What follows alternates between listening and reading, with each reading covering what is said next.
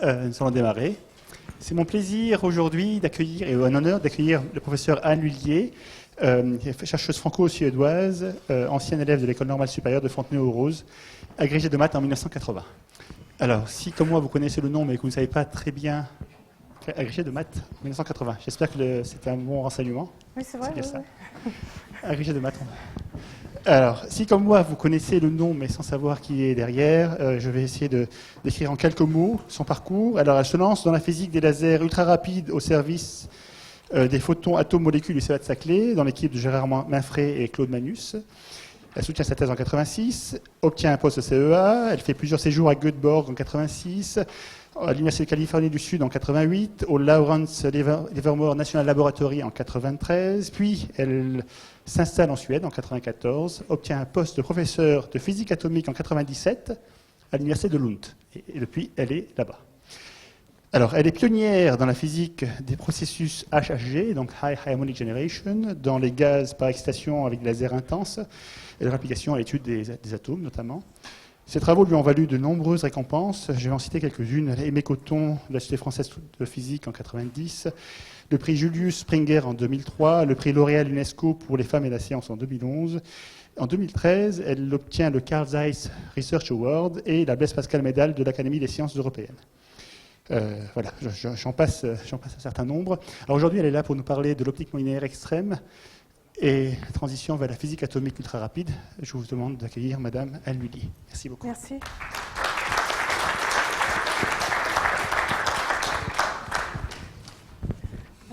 Merci beaucoup. C'est un grand plaisir. Est-ce que vous m'entendez là? Oui. C'est un grand plaisir pour moi d'être ici et de vous parler un petit peu de mes travaux de recherche. On m'a demandé de faire un exposé pédagogique et qui s'adresse aux étudiants de l'école polytechnique. C'est ce que j'ai essayé de faire. Donc je vais en fait, il y a deux parties dans ma présentation. Je vais d'abord faire de l'optique, et de l'optique ultra rapide et non linéaire. Et ensuite, je vais faire de la physique atomique, ce que j'appelle la physique atomique ultra rapide. On va expliquer par la suite ce que c'est. Je voudrais m'excuser, ça fait 20 ans que j'habite en Suède et mon français est un peu... c'est un peu dur de parler français, là, mais je vais faire de mon mieux. Donc je commence par faire peut-être une présentation un peu historique de notre domaine, qui est la physique attoseconde. Tout a commencé vers la fin des années 80, pas très loin d'ici, à Saclay, dans le laboratoire du SPAM, également aux États-Unis, dans le laboratoire et ici en France de Gérard Mainfray et Claude Manus. On étudiait les atomes exposés à des champs laser intenses, et on regardait l'ionisation. Et on a eu l'idée de regarder les photons émis lors de cette interaction, et surtout les photons dans le domaine ultraviolet X. Et on a vu une série d'harmoniques du champ laser intense. Et ce qui était très spectaculaire, vous avez un exemple ici, c'est que ces harmoniques, au lieu de décroître exponentiellement, en fonction de l'ordre du processus, on a des processus de plus en plus non linéaires, on s'attend à ce que les probabilités de ces processus décroît exponentiellement. On a vu un magnifique plateau, et vous avez ici l'exemple, un résultat expérimental qui montre un plateau ici, qui va de l'harmonique 30 à l'harmonique 61, c'est l'harmonique impaire du rayonnement laser, pour des raisons de symétrie. Et on voit ici un magnifique plateau, et c'est une échelle linéaire, donc avoir un plateau comme ça pour des processus non linéaires, c'est quand même très, très, très spectaculaire. Et même après 20 ans, je ne peux pas m'empêcher de regarder ce plateau et d'être étonnée. Ce qu'on voit ici au début, c'est simplement le réseau qui est utilisé pour la détection, donc c'est simplement la décroissance de l'efficacité du réseau. Par contre, de l'autre côté, on appelle ça la coupure de fréquence, c'est la limite de ces processus. La compréhension de ce phénomène a été, date des débuts des années 90, et avec un modèle qui s'appelle le modèle en 3 étapes, qui est illustré ici. Et, ce modèle en 3 étapes nous dit qu'un atome, d'abord, vous avez ici un atome, exposé à un champ laser intense qu'on représente par une droite ici. Ce champ laser intense va bien sûr osciller. Et c'est un champ laser suffisamment intense pour vraiment perturber le potentiel atomique. Donc à un certain instant ici, il va y avoir une certaine probabilité que l'électron traverse la barrière de potentiel. Cet électron est ensuite essentiellement libre dans le champ laser, va être poussé par le champ laser. Le champ laser change de signe, l'électron revient, c'est ce qu'on voit ici, et il y a une certaine probabilité de recombinaison à l'état fondamental qui s'accompagne de l'émission d'un photon dans le domaine XUV. Alors si on regarde un peu plus près ce phénomène et on regarde les différentes trajectoires électroniques possibles qui dépendent du temps de l'ionisation tunnel ici, on s'aperçoit qu'il y a évidemment plusieurs trajectoires possibles et il y a plusieurs temps de retour possibles. Une certaine dispersion de ce temps de retour des trajectoires électroniques qui est de l'ordre de quelques centaines d'attosecondes. Et il y a aussi une dispersion de l'énergie cinétique acquise par les électrons quand ils reviennent et qui est de l'ordre de quelques dizaines d'électronvolts et qui est centrée donc à nouveau suivant les atomes à 30 eV ou 100 eV. Donc ici on a on a donc un paquet d'ondes électroniques qui est créé. Ce paquet d'ondes électroniques se recombine et transmet ses propriétés à l'impulsion lumineuse. On a donc une impulsion attoseconde. Alors ça, c'est ce qui se passe au niveau du cycle optique, et même pas seulement pas un cycle optique, mais un demi-cycle optique. Ce processus va se répéter 2 fois par cycle optique, de chaque côté, de ce côté-là et de l'autre côté. Et c'est comme ça qu'on va obtenir plusieurs impulsions attosecondes. Lorsqu'on a une seule impulsion attoseconde, on a un spectre large. Lorsqu'on a plusieurs impulsions attosecondes, on va avoir une interférence entre ces pulses attosecondes qui va conduire à une modulation du spectre et à la création de ces harmoniques d'ordre élevé. Donc ici, on peut faire vraiment une analogie entre des fentes Dune dans le domaine spatial. Ici, on est dans le domaine temporel et spectral. Ici, on a une seule fente, et voici la distribution spectrale. Maintenant, on a plusieurs fentes, et on va donc moduler ce spectre et obtenir des harmoniques qui sont séparées par 2 fois la fréquence laser, donc des harmoniques d'ordre impair. Le fait que ce soit des harmoniques d'ordre impair est associé au fait que, en fait, 2 impulsions attosecondes consécutives ont des signes opposés. Donc, quand on fait l'interférence de ces impulsions, on obtient un spectre d'harmonique impair. Donc, pour résumer, moi j'aime bien comprendre ce phénomène dans le domaine temporel, parce que je crois que la physique est plus facile à comprendre dans le domaine temporel. Dans le domaine temporel, on a ce modèle à 3 étapes. On comprend effet tunnel, électron part, revient, se recombine. Et ce processus se répète. Et on obtient donc les harmoniques d'ordre élevé par interférence d'impulsions attosecondes. Donc la physique ici, c'est la génération de ces pulses attosecondes qui interfèrent et qui donc donnent ce spectre de génération d'harmoniques d'ordre élevé.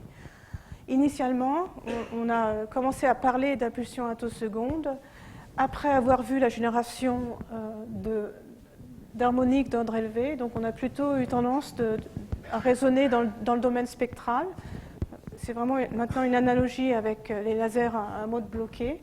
Si on a une série d'harmoniques, si ces harmoniques sont bloquées en phase, sont en phase à un certain temps, on va avoir, en sommant toutes ces harmoniques, des interférences constructives à ces instants où les harmoniques sont en phase. Et donc, on aura un train de pulses attosecondes. Ça, c'est l'autre façon de comprendre ce phénomène, qui, historiquement, c'est la première façon dont on a commencé à discuter la relation entre génération d'harmoniques d'ordre élevé et train de pulses attosecondes. Donc, les impulsions d'attosecondes ici sont la somme d'harmoniques évidemment, qui doivent être bloqués en phase, sinon ça ne marcherait pas. Et ce blocage en phase vient du processus atomique lui-même, qui est décrit donc par ce modèle en 3 étapes. Alors, il ne faut pas oublier que jusqu'à présent, on a parlé de l'interaction entre la lumière et un seul atome, mais on fait d'optique non linéaire. Pour voir quelque chose, on regarde l'émission de plusieurs atomes en même temps, et on a un certain milieu, et pour que donc ces atomes vont émettre de façon cohérente dans une direction, qui est la direction du laser. Et il faut qu'il y ait une certaine condition, dite condition d'accord de phase, qui soit réalisée pour que toutes les ondes émises par ces atomes puissent être sommées en phase. On peut discuter cette relation d'accord de phase en utilisant les vecteurs d'ondes. En fait, donc la condition, c'est que le vecteur d'onde de l'harmonique qui va générer soit égal, enfin que la différence entre le vecteur d'onde de l'harmonique générée et l'ordre de l'harmonique multiplié par le vecteur d'onde du fondamental soit égal à 0. C'est plus simple de parler de phase. On veut que la vitesse de phase de l'onde harmonique et de l'onde fondamentale soient les mêmes pour qu'on puisse construire le champ harmonique. Dans notre cas, on a une certaine relation qui a 4 termes ici. Il y a un terme qui vient de la dispersion du milieu neutre, un terme qui vient des électrons libres, qui change l'indice de réfraction. On a un terme qui vient de la focalisation du laser. Et finalement, on a un terme qui provient du phénomène de génération d'harmonique lui-même et décrit par ce modèle en 3 étapes. Pour simplifier un peu, je laisse tomber les 2 derniers termes.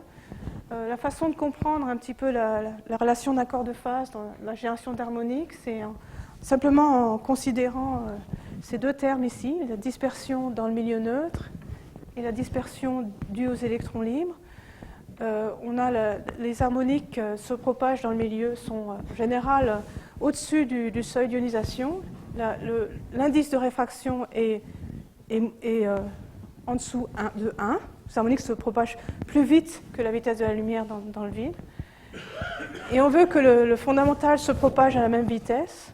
Donc on rajoute quelques petits électrons dans le milieu pour avoir la même vitesse de phase. Donc il faut donc avoir un certain degré d'ionisation dans le milieu pour obtenir cet accord de phase qui est typiquement de quelques pourcents, 3-4% suivant le milieu, suivant le gaz. Donc ça limite un peu le processus. Ce n'est pas en augmentant l'intensité du laser qu'on va produire plus en plus d'harmoniques, ça ne marche pas comme ça.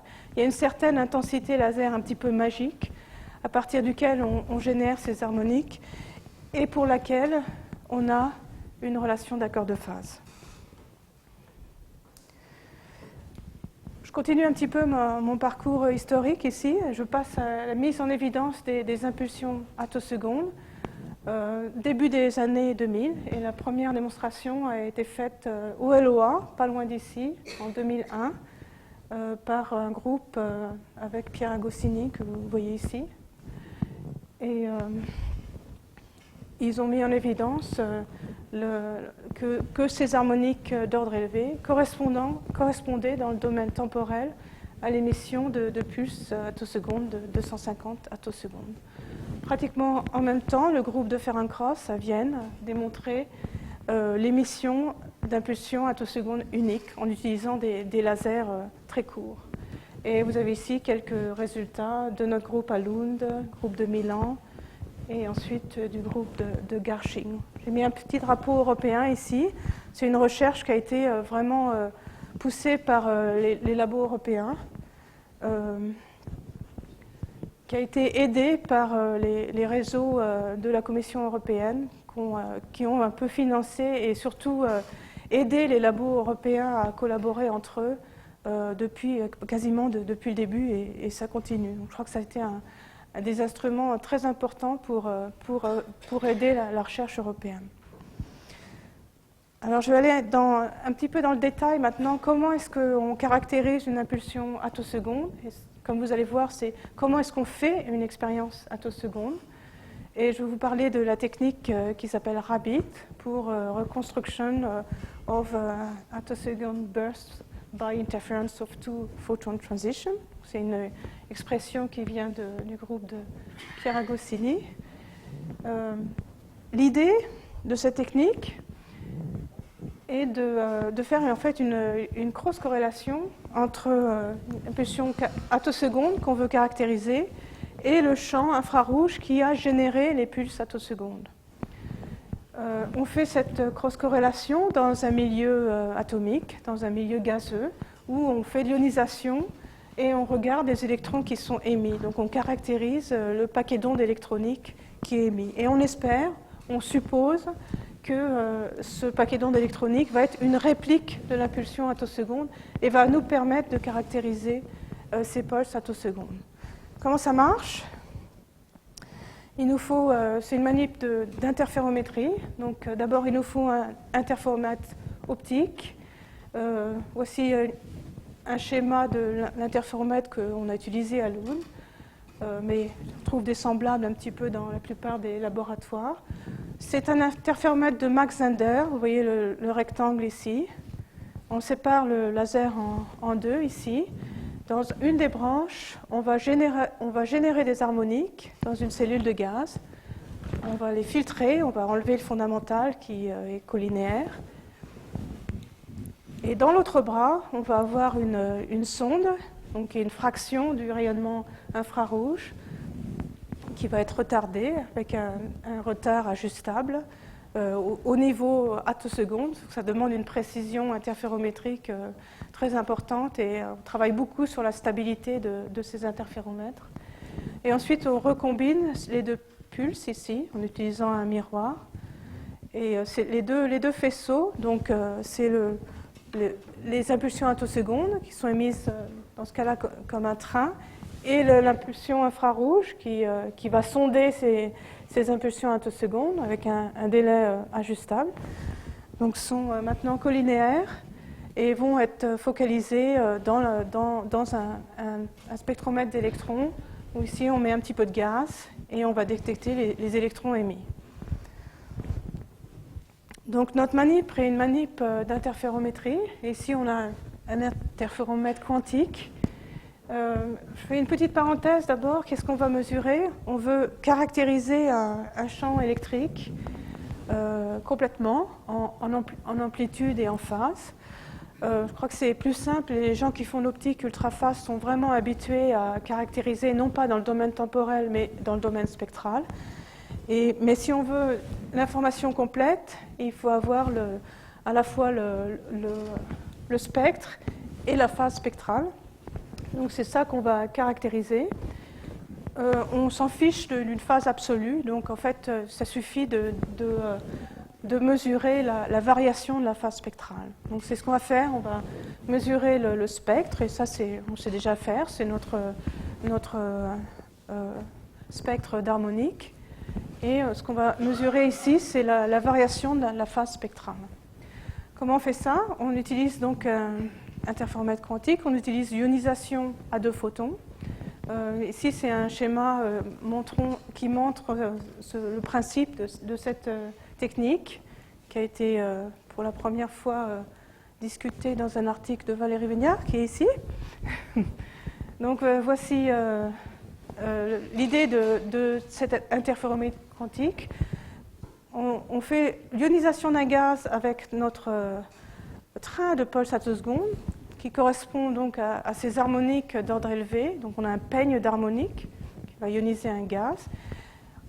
On va absorber des photons laser infrarouges et on peut avoir et générer des sidebands. Donc ici on va générer un spectre de photoélectrons qui contient des pics aux fréquences harmoniques et des pics qu'on appelle sidebands ici, dus à ces transitions à deux photons. Ce qui est important ici, c'est que pour un certain pic ici, à une fréquence sideband, on peut aller vers cet état par deux chemins quantiques. par absorption d'une harmonique et d'un photon, ou absorption de l'harmonique suivante moins un photon. Et donc on a deux chemins quantiques qui vont vers le même état final. Ils vont interférer. On a un signal d'interférence, que vous voyez ici, un résultat expérimental qui montre, aux positions des seed bands ici, vraiment une oscillation très prononcée, très jolie. Et donc on a un signal interférométrique qui dépend du retard entre nos impulsions attosecondes et le champ laser qui sonde ce train d'impulsion attoseconde. Donc on a un signal qui est peut-être décrit par cette équation. Et l'information importante ici, c'est la phase, delta phi, c'est la phase des oscillations. On voit dans ce résultat que la phase des seed bands change légèrement, et un tilt de cette courbe lorsqu'on va vers les harmoniques élevées. Donc ça montre la variation de la phase spectrale sur l'ensemble du spectre harmonique. On peut parler de groupe délai. Donc ce qu'on mesure ici, c'est une approximation à la dérivée de la phase. On peut aussi appeler le groupe delay, le delay de groupe des impulsions attosecondes. Donc c'est ça l'idée de cette expérience d'interférométrie qui nous permet de mesurer cette variation de phase et donc de mesurer les caractéristiques temporelles de notre impulsion attoseconde. Typiquement, on a des impulsions qui sont entre 200 attosecondes jusqu'à le record maintenant, si je reviens à mon transparent ici, on est jusqu'à 80 attosecondes.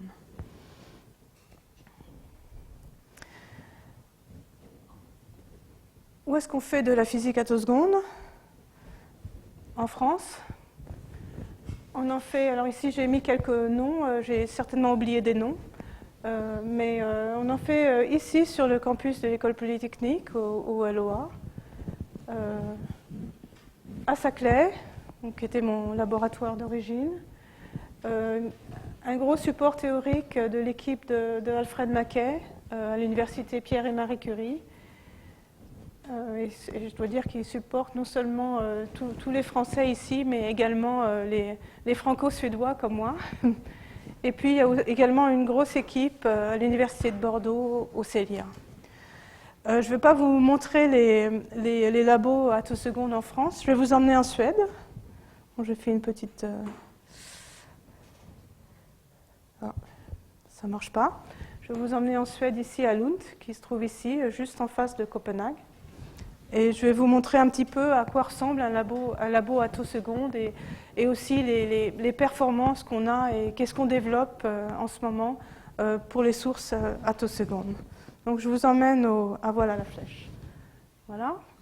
Donc je vous emmène au laboratoire laser haute puissance de Lund, qui se trouve au sous-sol du département de physique que vous avez ici. Et c'est un laboratoire qui a été inauguré en 1992 et créé par Sune Svanberg et administré par le chef est Claes-Göran Wahlström. C'est mon mari aussi. Voilà. C'est la raison pour laquelle je suis restée là-bas. Alors, je vais vous montrer les 3 sources attosecondes qu'on essaye de développer à Lund. Et c'est un petit peu pour vous montrer qu'est-ce qu'on essaye de faire en ce qui concerne les sources attosecondes. Premièrement, on essaye de faire des sources attosecondes intenses. Ici, on utilise un laser de 40 TeV qui se trouve dans une autre salle d'expérience, qui arrive par un trou du mur ici. Et on essaye de développer une grosse source attoseconde. L'idée, c'est d'avoir beaucoup d'énergie par pulse pour essayer en particulier d'arriver au processus non linéaire et de pouvoir faire des expériences XUV pompe, XUV sonde.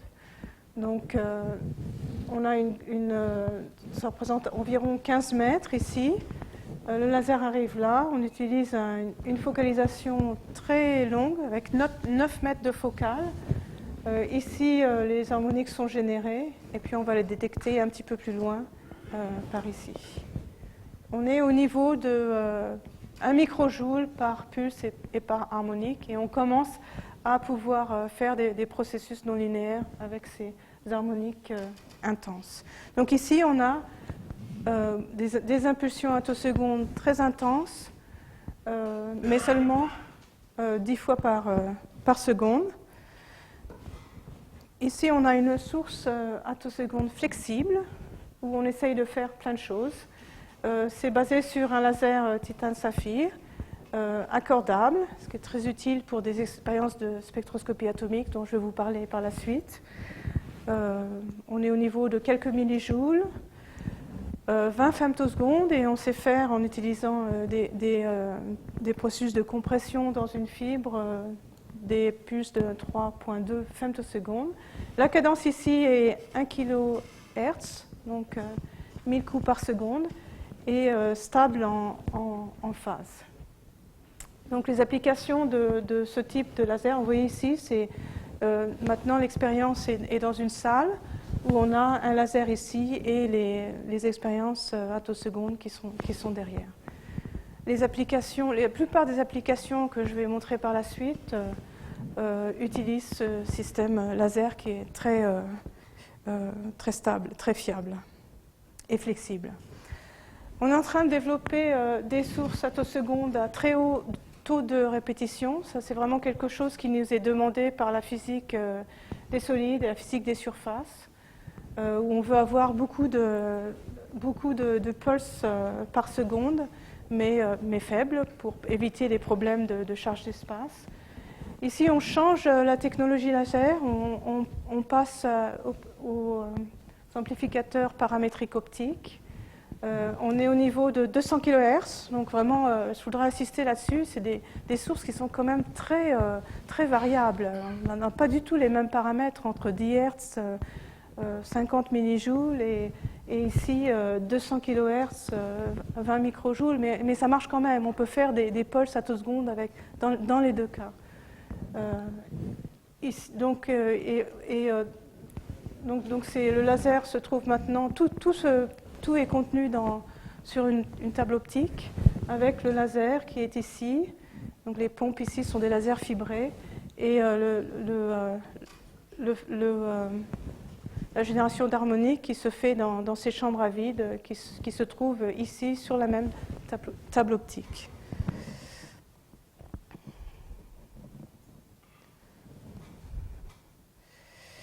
Pour résumer, les sources attosecondes suivent et peut-être poussent la technologie laser. Et il y a vraiment on voit maintenant une grosse diversification des sources, entre des sources très intenses et des sources à très haute cadence. Il y a également une grosse recherche pour utiliser l'infrarouge moyen pour générer ces harmoniques, pour aller vers des énergies très importantes. Il y a un gros travail qui est fait vers le contrôle de l'interaction, d'essayer de manipuler ce modèle en 3 étapes. Et au niveau vraiment du cycle optique ou du demi-cycle optique, par exemple en utilisant plusieurs couleurs ou en essayant de faire une onde optique qui est idéale pour ce phénomène. Troisièmement, je ne vais pas tellement discuter comment est-ce qu'on peut générer des pulses attosecondes uniques. À l'Aune, on aime bien travailler avec les trains de pulses attosecondes, mais il y a plusieurs techniques pour générer un pulse attoseconde unique. En particulier, on peut utiliser simplement un pulse laser très court. Mais il y a des nouvelles techniques qui sont développées, en particulier par une idée de Fabien Quéret, qui s'appelle le phare attoseconde, où on manipule l'onde laser et on lui communique une rotation du front d'onde que vous voyez ici, et ça permet d'envoyer les pulses attosecondes à différents angles que vous voyez ici, et comme ça on peut séparer une seule pulse attoseconde. Vous voyez qu'on fait quand même de l'optique je dirais assez avancée et assez rigolote, quoi, si on peut dire ça, fun. L'optique laser, et en même temps, donc, qui est transmis par processus non linéaire et qui permet ces générations de pulses attosecondes. Je vais vous montrer notre implémentation de cette technique où on induit une rotation du front d'onde. Cette implémentation qu'on a fait récemment à Lund utilise une géométrie non collinéaire inspirée par les travaux de Sophie Casamias, ici sur le plateau. Donc d'utiliser non pas à générer les harmoniques avec un seul laser en ligne, d'utiliser une géométrie non collinéaire. Donc ici on utilise deux impulsions laser avec un certain retard. On les focalise dans un gaz et on peut se convaincre facilement que cela va induire au foyer une impulsion lumineuse avec un front d'onde qui a une rotation. Si on regarde par exemple au début, le front d'onde va être imposé par 7 impulsions et à la fin il va être imposé par 7 impulsions. Donc au total on a un front d'onde qui tourne et donc on envoie les impulsions laser à différents angles. Et voici le résultat ici. Qui montre, ici on a l'angle de propagation, c'est la dimension spatiale, et ici l'énergie. On voit qu'on n'a plus du tout des harmoniques, on a des spectres continus, et on a 4 spectres à peu près continus qui indiquent que probablement on a généré 4 impulsions laser qu'on a pu séparer, impulsions attosecondes qu'on a pu séparer spatialement. Alors je vais passer maintenant à deuxième partie de cet exposé. Et là, je quitte un petit peu l'optique. Et vous allez voir, on utilise beaucoup l'optique pour interpréter ce qu'on fait. Donc, ce que j'appelle, moi, la physique atomique ultra rapide. C'est peut-être une nouvelle façon de faire de la physique atomique qu'on peut faire grâce à ces impulsions attosecondes. Je voudrais dire qu'à Lund, on s'intéresse beaucoup à... Enfin, moi, personnellement, j'ai un background de physique atomique et je trouve que les molécules, c'est très, très compliqué. Mais évidemment, dans notre domaine attoseconde, il y a énormément d'applications qui est en physique moléculaire et même en physique des solides et des surfaces. Mais ici, je vais faire la physique un peu simple, un peu avec les mains, sur les atomes. Alors, je vais commencer par... faire un petit peu de physique avec les mains, premièrement, et d'ordre de grandeur. Premièrement, si on regarde le temps que met un électron 1s dans l'atome de Bohr, le temps pour une trajectoire d'un électron, c'est 150 attosecondes. On est vraiment dans ce domaine de temps. Si on fait un ordre de grandeur, pour l'effet photoélectrique, je vais vous parler beaucoup d'ionisation de l'atome d'argon en couche 3p, couche extérieure 3p, à l'aide d'impulsions qui font 30 électronvolts. Donc si on fait un petit ordre de grandeur ici, on obtient 40 attosecondes. Donc c'est le temps pour l'effet photoélectrique. Donc la question c'est est-ce qu'on peut... le delta E c'est 30 eV. L'énergie delta E, c'est à peu près 30 eV. C'est l'ionisation de l'atome d'argon avec une impulsion attoseconde.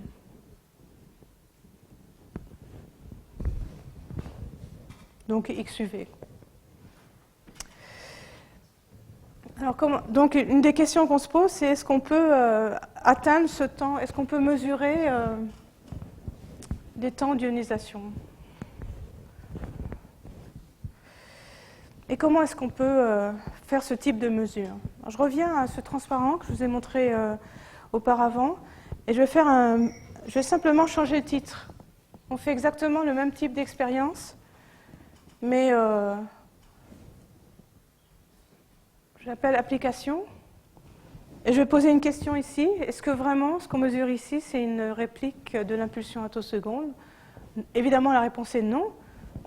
Quelque part, le processus d'ionisation va influencer va mettre sa marque sur le paquet d'ondes électroniques qu'on détecte, l'amplitude et la phase. Donc on a ici quelque chose qui dépend de notre impulsion d'excitation et d'ionisation. Comment est-ce qu'on peut distinguer? Comment est-ce qu'on peut soustraire l'influence de l'impulsion attoseconde? Peut-être que c'est difficile à faire, mais il y a quelque chose qu'on peut faire. On peut essayer de faire 2 processus d'ionisation en même temps, avec la même impulsion attoseconde, créer un autre paquet d'ondes électroniques qui va être dans une autre région du spectre, donc on va pouvoir les distinguer, et de cette façon comparer l'information dans ces 2 cas, et donc soustraire l'influence de l'impulsion attoseconde. C'est ce qu'on va essayer de faire. Alors je vais commencer à nouveau par... on va regarder ces processus-là. On va regarder l'ionisation de l'atome d'argon en couche 3p, avec la même impulsion attoseconde, à peu près 30 eV d'énergie, et en couche 3s. La question est lequel va être émis le premier. Alors, je vais vous aider un petit peu, c'est une question que je vous pose. Lequel va être émis le premier? Je vais vous aider un petit peu. L'électron 3s est plus profond, mais l'électron 3p a un moment angulaire. Donc, à votre avis, lequel va arriver le premier? Comprenez l'expérience, on a un atome d'argon, on lui envoie une impulsion attoseconde, et on regarde quand est-ce que vont être émis les électrons. On parlait de clickers à la table, mais il n'y en a pas là. Donc qui pense que l'électron 3p arrive d'abord?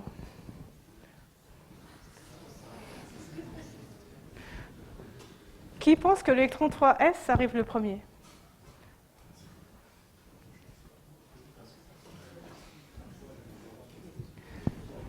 On va regarder ce que dit l'expérience.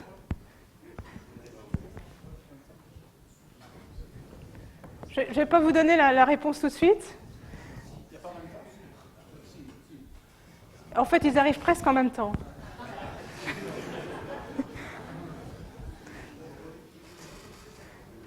Avant de vous montrer le résultat expérimental, n'est-ce pas, on fait des expériences, c'est l'expérience qui va nous donner la solution.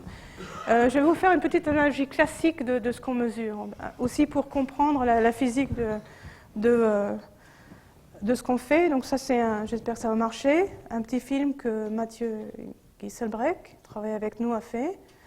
Donc voilà, oui, ça marche.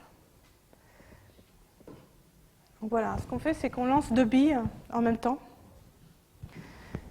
Et l'une des billes va aller tout droit, et l'autre va descendre et remonter. Lequel arrive le premier? Alors je vais aller un petit peu plus loin.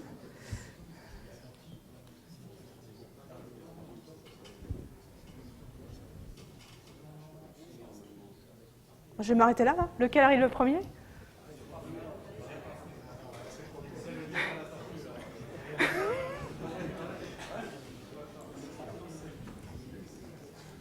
Bon.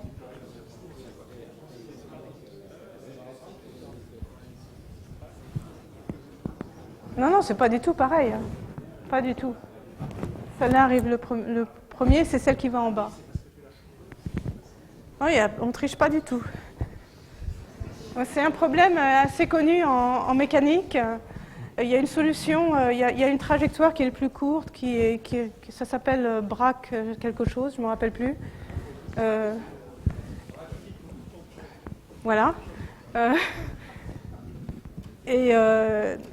L'idée, premièrement, l'idée que je veux essayer de communiquer ici, c'est que ce qu'on fait ressemble un petit peu à ça, sauf qu'ici c'est classique, évidemment. Et sauf qu'on fait en fait la moitié on fait une ionisation, donc c'est un petit peu la moitié de ça. La deuxième idée, peut-être plus importante de cette petite animation classique, c'est que ça nous renseigne, ce type de mesure nous renseigne sur le potentiel. Vous voyez bien que le fait que la deuxième bille va plus vite, parce qu'elle descend et qu'elle remonte, donc c'est influencé par le potentiel atomique. Paraît-il, cet effet est utilisé dans les métros à Moscou. Je ne sais pas. Ok, on ne fait pas de la mécanique classique, on fait vraiment la physique atomique et de la mécanique quantique. Et ce qu'on va mesurer, c'est... en fait, on ne mesure pas des particules classiques qui arrivent sur un détecteur, clac-clac. On n'est pas du tout dans ce régime-là. On est vraiment dans le régime des ondes. Et ce qu'on va mesurer, c'est des ondes et c'est des phases et c'est des oscillations. Alors, à nouveau, je voudrais discuter un petit peu la signification de ce qu'on mesure. Et je vais faire à nouveau une analogie avec l'optique et l'optique ultra-fast. Lorsqu'on a une impulsion lumineuse qui traverse un milieu avec un indice de réfraction qui dépend de la fréquence, le pulse va être étendu et on a une delay de groupe qui est la dérivée de la phase spectrale. L'analogie ici, c'est notre milieu est remplacé par le potentiel atomique. On a une ionisation et l'onde qui est émise est caractérisée par la phase asymptotique et en particulier par ce qui s'appelle en théorie des collisions la phase scattering phase, phase de collision, phase de diffusion, je ne sais pas comment on appelle ça, et qui est la différence de phase entre l'état du continuum et l'état du continuum, enfin la même onde pour une particule libre. Alors ici, on a évidemment une impulsion attoseconde, donc on va exciter une certaine largeur spectrale et on va donc mesurer un délai de groupe qui est égal à la dérivée de cette phase de la diffusion. On pourrait penser que c'est des concepts qui sont introduits à cause de la physique attoseconde. En fait, non, c'est des concepts qui ont été introduits en 1955 par Eugen Wigner. À cette époque-là, je pense qu'il n'avait aucune idée qu'on pouvait faire ce type de mesures expérimentalement. Mais c'est quand même tout à fait étonnant de voir ces vieux articles où il y a tous ces concepts qui sont introduits. Donc, c'est ça qu'on va mesurer. Et comment est-ce qu'on va les mesurer? Par le même type de technique interférométrique dont j'ai parlé. Petite parenthèse, on regarde l'ionisation de l'atome d'argon. On mesure avec une impulsion attoseconde ou un train d'impulsion attoseconde avec une énergie typiquement entre 30 et 40 eV. Et on peut ioniser, donc on regarde cette région-là ici. Vous avez ici un spectre de section efficace en fonction de l'énergie. Donc on est dans cette région-là. Et c'est une région sur le plan physique atomique qui est intéressante, surtout ici quand on arrive dans cette région-là où on a un minimum de Cooper, à la fois pour l'ionisation en couche 3P et en couche 3S. Donc c'est une région où les éléments de matrice s'annulent, les sections efficaces sont toutes petites et il y a beaucoup d'effets. C'est une région qui est très difficile à décrire sur le plan théorique, même maintenant. Il y a des effets de corrélation entre les électrons 3S et 3P. Donc qu'est-ce qu'on regarde? À nouveau, on fait une mesure interférométrique, tout à fait analogue à ce que j'ai présenté auparavant. Donc, mais cette fois-ci, on ionise à la fois en couche 3S et en couche 3P, et on regarde nos signaux de sideband. Les résultats expérimentés sont présentés ici. Il s'agit d'un spectre obtenu en même temps. Ici, on a la partie d'ionisation en couche 3S et la partie d'ionisation en couche 3P. Évidemment, ici, le signal est beaucoup plus bruité parce que l'ionisation en couche 3S est beaucoup plus faible. Mais on voit, si vous suivez les lignes ici, on voit qu'il y a une différence entre cette ligne ici, pour les sidebands ici, et cette ligne ici, qu'on peut représenter ici sur une horloge attoseconde. Notre horloge attoseconde est imposée par la périodicité du processus. La périodicité du processus est un demi-cycle optique, donc 1,3 femtosecondes. Donc c'est la durée de notre horloge ici, 1300 attosecondes. Et ce qu'on mesure ici, c'est que on a une différence entre l'ionisation en couche 3P et l'ionisation en couche 3S de moins 100 attosecondes. Alors il faut faire un petit peu attention, et là c'est vraiment une contribution de Marcus Dahlström, que vous voyez ici, aidé par Alfred Mackay. Il faut prendre en compte l'influence de notre mesure, l'interaction avec le champ laser infrarouge, qui affecte un petit peu le résultat de la mesure. Mais c'est un phénomène qu'on peut prendre en compte. Le résultat final est moins 30 attosecondes. Donc c'est ça le résultat de notre mesure expérimentale. C'est que l'électron 3P est retardé de 30 attosecondes par rapport à l'électron 3S. Je ne me rappelle plus ce que vous aviez dit d'ailleurs, mais voilà. Alors je vais continuer de parler un petit peu. Alors ici on a une comparaison entre théorie et expérience sur ce dont je vous ai parlé. Donc on a 3 points expérimentaux qui correspondent à 3 seedbands. Et ici on a une série de théories. Ce qui est très intéressant à mon avis, c'est ce qu'on voit ici dans la région quand on s'approche des 40 électronvolts, où c'est cette région où on a un minimum de Cooper et où c'est très difficile à décrire de façon théorique. Et on voit effectivement que là, il y a plusieurs calculs théoriques qui vont de la multi-configuration Hartree-Fock, random phase approximation, time-dependent DFT, qui sont complètement contradictoires. Et on voit que ces mesures amènent quelque chose de plus par rapport simplement des mesures de section efficace. Donc ici, on mesure la phase ou la variation de la phase, et qui permettent peut-être de comprendre mieux la structure atomique. Alors maintenant, je vais passer à un autre effet de physique atomique qui est très intéressant. C'est un effet qui se trouve dans les textbooks, qu'on peut revoir un peu d'une façon un peu originale grâce à la physique attoseconde. Ici, on va regarder ici dans cette région-là, vers 20 eV. Et vous voyez qu'il y a un point qui se trouve ici. C'est dû à une résonance, qu'on appelle résonance de Fano. Si on regarde avec une résolution meilleure, ici on voit des pics de Fano en fenêtre sur la section efficace de l'atome d'argon. Donc c'est dû à nouveau un phénomène d'interférence quantique entre plusieurs canaux. Et, ici on a un état discret du continuum, enfin de 3S 4P, qui interagit avec le continuum 3P de l'atome d'argon. Donc on peut aller on peut ioniser l'atome, soit directement, soit en passant par cet état discret. Et ça conduit à un effet d'interférence quantique et à ce type de variation. C'est un problème qui a été résolu par Hugo Fano en 1961. Si vous ne savez pas quoi faire, vous pouvez lire cet article. C'est vraiment un chef-d'œuvre à mon avis. Donc la question c'est, bon, qu'est-ce qu'on peut faire avec notre technique attoseconde?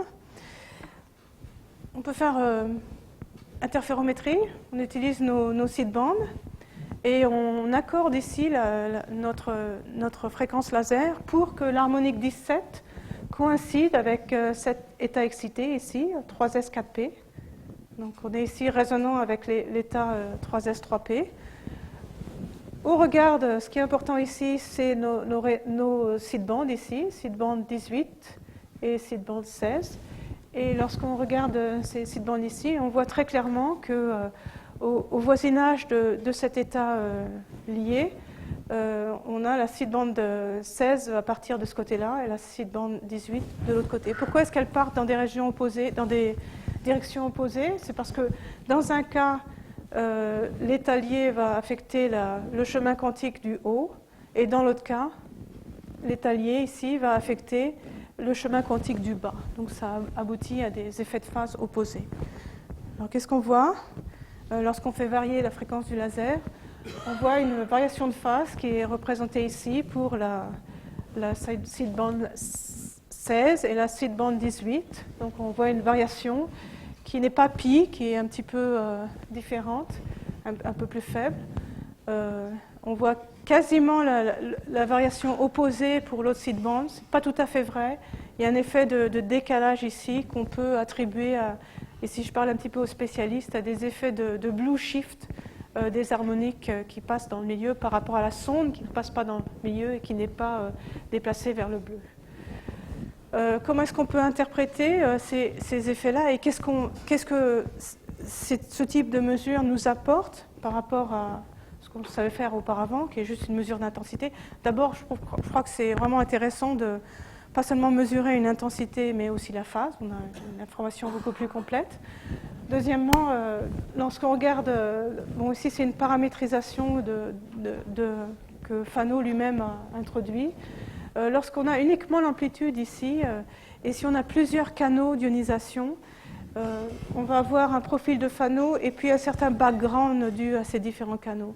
Donc la mesure de phase va nous donner une information qui peut être écrite de cette façon, où la variation de phase nous donne des informations non seulement sur ce terme ici, mais aussi sur ces amplitudes ici qui décrit l'influence des différents canaux d'ionisation. Je ne vais pas aller plus loin ici. C'est des résultats qui sont très récents qu'on continue à essayer de comprendre plus en détail. Je voudrais terminer par aller un petit peu vers le futur et qu'est-ce qu'on veut faire.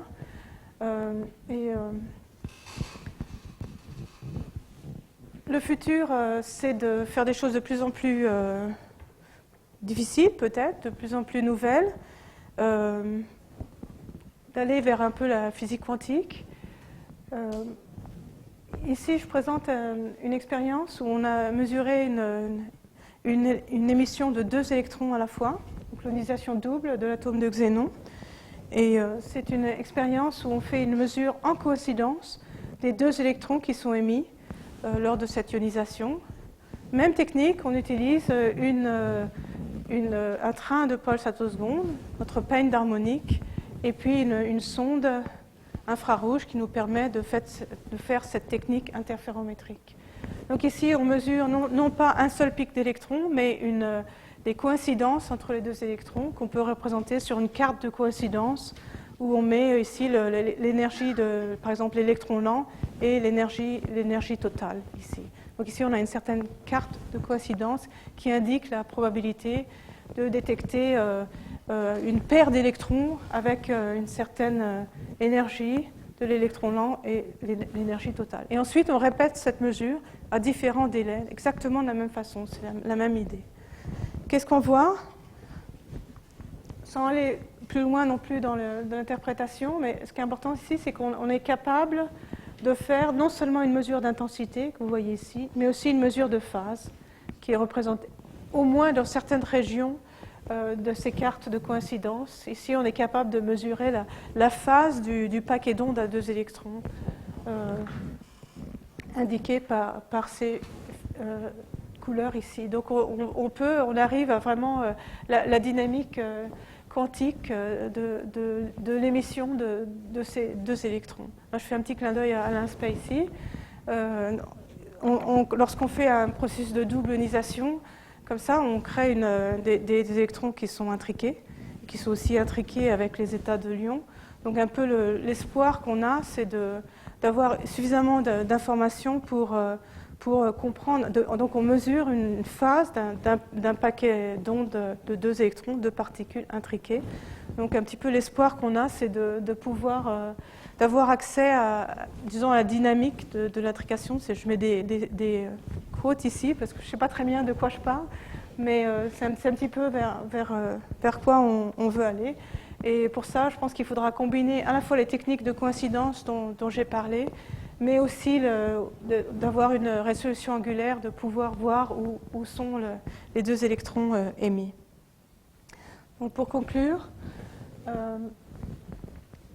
je vous ai présenté un petit peu, disons, cette physique attoseconde. D'abord l'optique, comment est-ce qu'on crée des impulsions attosecondes et qu'est-ce qu'on sait faire.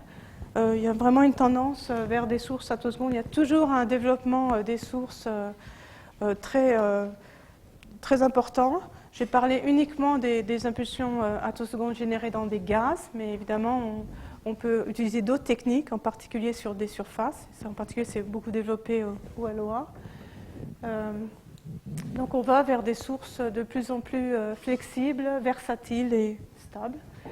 Et donc j'ai essayé de vous parler un petit peu de physique atomique ultra rapide. Donc essayer d'utiliser ces techniques pour avoir accès à la phase et donc à la dynamique. Comme je l'ai dit auparavant, il y a énormément de groupes qui vont tout de suite vers les molécules et même les grosses molécules.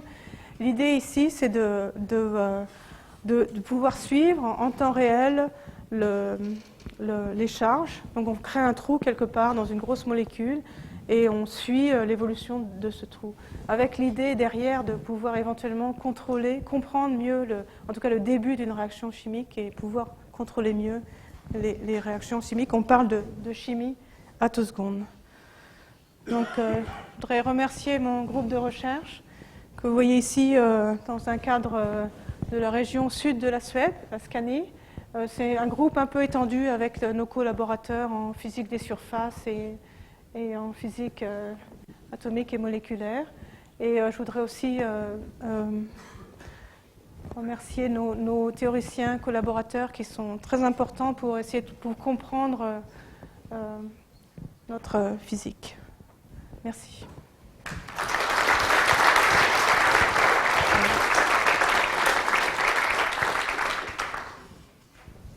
Merci beaucoup. Les questions sont ouvertes.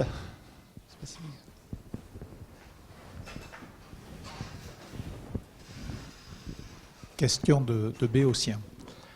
Quand tu as dessiné au début les trajectoires de tous les électrons qui ont diverses énergies et dans diverses trajectoires, est-ce qu'il y a un effet un peu magique, comme parfois dans les spectromètres électroniques, qui fait que finalement ils reviennent tous ensemble au même moment ou pas du tout, où il y a une dispersion? Non, il y a une dispersion, c'est ce que... ils ne reviennent pas tous ensemble au même moment, mais presque, je voudrais le dire. Mais... Donc, il y a quand même une espèce de compensation, effectivement. Non. Il y a une dispersion qui est en fait indiquée sur cette courbe ici. Donc il y a une dispersion. Ils ne reviennent pas tous en même temps, non. Et même il y a une deuxième, je n'ai pas été dans ces détails-là, la physique attoseconde, il y a même une deuxième famille de trajectoires qui revient un peu plus tard. Mais, donc, mais on voit ici sur cette courbe que c'est une dispersion quasiment linéaire et on sait la compenser avec des techniques de filtre, par exemple de filtres fins de métaux. On sait compenser cette dispersion. Une autre question ?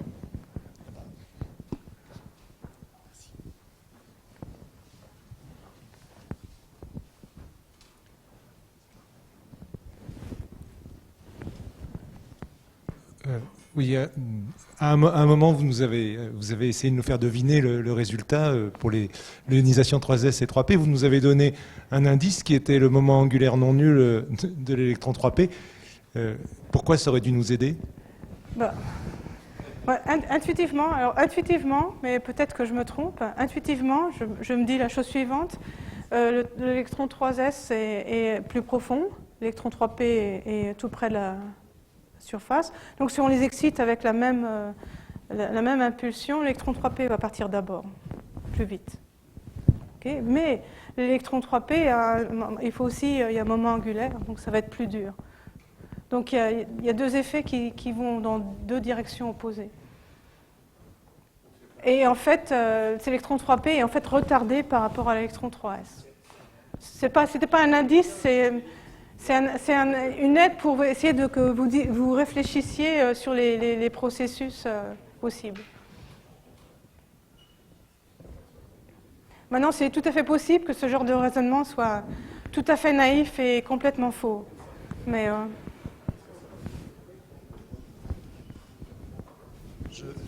Non, ce n'est pas une question, c'est un commentaire sur ta suggestion. Ça joue peut-être un rôle, mais l'électron 3s, il y a un changement de parité dans l'absorption d'un photon. ouais. Donc, dans beaucoup d'expériences simples, ce qu'on doit prendre en compte, c'est que l'électron S, il a tendance à devenir P, et l'électron P, il a tendance à devenir S. Ouais. Donc, ton argument, on peut le retourner comme un gant. Électron. Ok.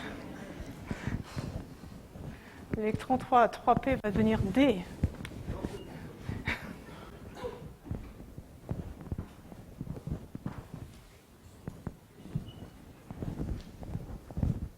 Merci. J'avais une question sur la méthode de caractérisation par corrélation, par intercorrélation avec l'impulsion à 800 nanomètres. Le fait que l'impulsion à 800 nanomètres ait beaucoup de cycles d'oscillation, ça veut dire qu'en fait, ce qu'on mesure, c'est on caractérise l'impulsion dans une période de 1000 attosecondes, enfin dans une demi-période. Oui, alors en fait, ce qu'on fait, on mesure, on caractérise une impulsion moyenne dans le train. Moyenner sur l'ensemble de l'impulsion. En fait, pour que cette technique marche, il faut qu'on ait en fait des pulses, une impulsion infrarouge assez longue pour que les impulsions attosecondes soient très semblables.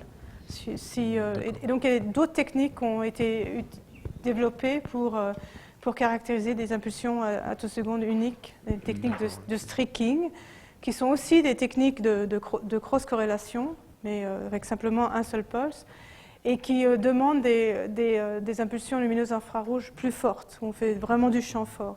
Je trouve l'intérêt de cette technique Rabbit, là, ou interférométrique, c'est que l'impulsion infrarouge est faible, on la garde le plus faible possible, et on fait vraiment du 2 photons, et on peut utiliser des techniques de perturbation. Enfin, on est à nouveau dans le domaine de mécanique quantique qu'on peut faire avec des équations et moins avec les mains que les champs forts ou numériquement. Et ça, je trouve ça très très agréable. Donc c'est pour ça que cette technique, pour moi, est très intéressante sur le plan de la physique. Alors, moi, j'ai une autre question.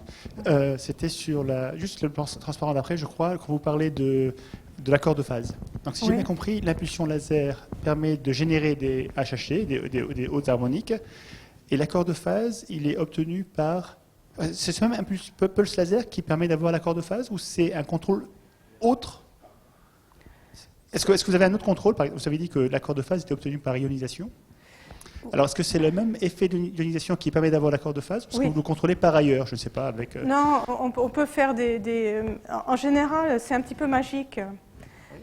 Ça marche tout seul. C'est vraiment l'ionisation dans le milieu lui-même qui fait l'accord de phase. Mais ça aussi montre que si on augmente l'intensité trop fort, le phénomène tombe et s'arrête. Donc c'est un phénomène un peu magique. Maintenant, c'est un peu plus compliqué ce que j'ai dit. Il y a également d'autres effets ici. Donc on peut se mettre un petit peu après le foyer. Enfin, il y a des choses qu'on peut faire, mais ça marche quand même tout seul en général.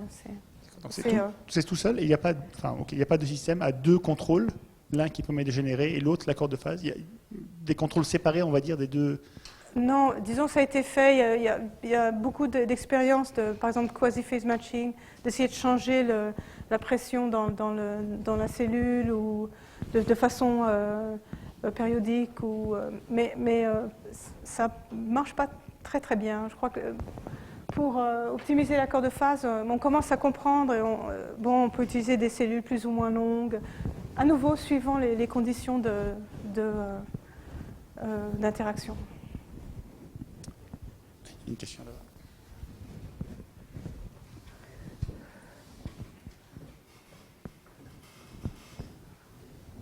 Merci. C'est certainement une question stupide, mais est-ce que dans ces expériences, on peut être amené à prendre en compte le potentiel gravitationnel? Non. Peut-être quelqu'un peut répondre. C'est comme ça que je fais avec mes étudiants. Si je ne sais pas vraiment répondre, je demande aux autres étudiants s'ils peuvent répondre à ma place. Quelqu'un peut répondre à ma place? Je ne pense pas, non, parce qu'on fait pas. D'abord, on est super rapide. Et puis, c'est des effets beaucoup, beaucoup trop faibles par rapport à ce qu'on mesure. Mais peut-être quelqu'un peut répondre de meilleure façon que moi ici, plus spécialiste. Non. Est-ce qu'il y a d'autres questions? Si ce n'est pas le cas, ah oui, il y a encore une là-bas. Ouais. À propos de la dynamique des résonances de Fano, j'ai vu qu'en mesurant la phase, on avait une information supplémentaire à celle qui est apportée par la mesure du profil. Oui. Est-ce que tu peux développer un petit peu, notamment dans le cas où il y a plusieurs voies? Oui. Dans le cas où il y a plusieurs voies, tu mesures aussi des profils dans plusieurs voies. Je pense que tu parlais de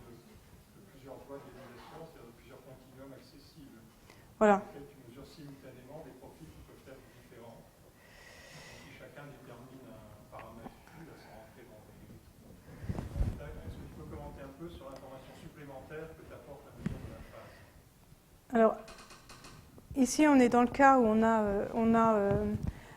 a une résonance, simplement, mais en fait, qui est couplée à deux continua, les continua S, continua D. En fait, si on écrit, c'est ce que j'ai essayé d'écrire ici, exactement ce qu'on mesure, on peut écrire ça de cette façon, avec une certaine transition d'éléments de matrice à deux photons, mais qui est plat, qui ne dépend plus de la résonance. Ici, on a notre résonance de Fano, et ici, on a un autre élément de matrice à deux photons. Donc ici, ces deux éléments de matrice représentent ici là, je parle un petit peu le langage de Fano, les canaux interactifs, et ici on a les canaux non interactifs. Ce n'est pas exactement S et D parce qu'il y a une rediagonalisation du problème en canaux interactifs et canaux non interactifs. Donc la variation de phase qu'on mesure ici va dépendre de la phase relative de ces deux amplitudes, la phase et l'amplitude relative de ces deux amplitudes, et va nous donner, par exemple, la symétrie va dépendre de la phase relative. Donc ça nous donne l'information sur ces canaux interactifs et non interactifs. Oui, c'est naturel de penser qu'il y a une information supplémentaire dans la phase. Ouais. Si tu as deux continuums ouverts, tu as aussi deux profils, l'expression du dessus, l'expression supérieure, tu peux aussi dans deux continuums différents. À condition que tu fasses la résolution angulaire. Ici, on n'a pas de résolution angulaire. Donc on a vraiment un seul profil avec un background. Ouais. Je crois qu'il n'y a plus de questions. D'ailleurs, ça serait sympa de poursuivre la discussion juste après. On va remercier notre oratrice encore. Merci.